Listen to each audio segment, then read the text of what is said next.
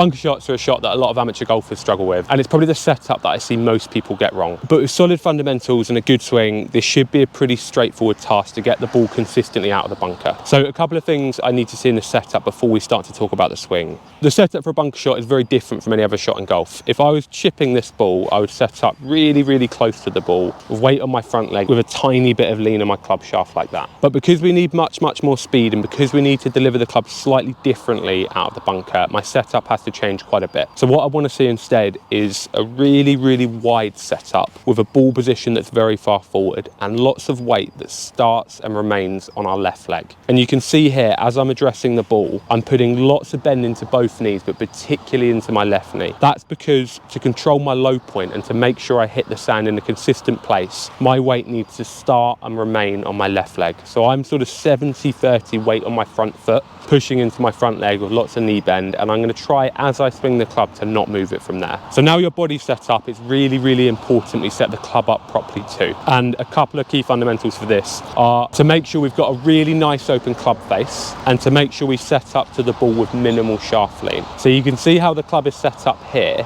I'm presenting lots of loft on the club, but also what I'm doing with that minimal shaft lean and with the open club face is I'm using the trailing edge of the club, which is, if you turn the wedge over, you've got two edges on the bottom of the club. You've got the sharper edge at the front, which is the leading edge. This edge, if used in the bunker, is likely to dig in and stop, and can bring also those horrible sort of thin shots that go over the back or into the lip into play. Or you've got the much more forgiving trailing edge. So if I hit the ground with this trailing edge rather than the leading edge, the club is going to be much more likely to go through the sand, and it means I can hit the sand quite hard without any fear that the club's going to dig in.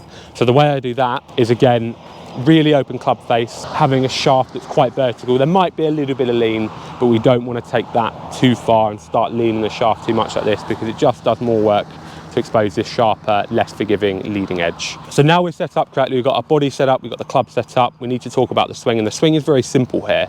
Basically, it needs to be fast without moving the weight off my front leg. So the way I do that is, again, I'm consciously trying to keep this weight on my left leg, but in the backswing, I'm creating as much speed and distance as I can get without that weight shift starting to occur. So we need to see lots of wrist hinge here. If I don't hinge my wrists and I start to move off the ball this way, you can see two things are going to happen. One, it's going to throw my low point control off, so I'm likely to catch the ground in the wrong place. And two, it's going to make it much harder to use the trailing edge, and I'm going to start to use the leading edge a little bit too much there. With my backswing, what I'm trying to do is hinge my wrists a lot and create a lot of speed without this weight transfer occurring. So to put it all together, really wide stance, weight on my front leg, wide open club, I'm going to hinge my wrists and I'm going to try and hit the sand with loads of speed here. And if you do this, you're going to start to see your ball fly much higher out the bunker. It will consistently get out with a little bit of lift. We'll stop those horrible thin shots that hit the lip or go over the back.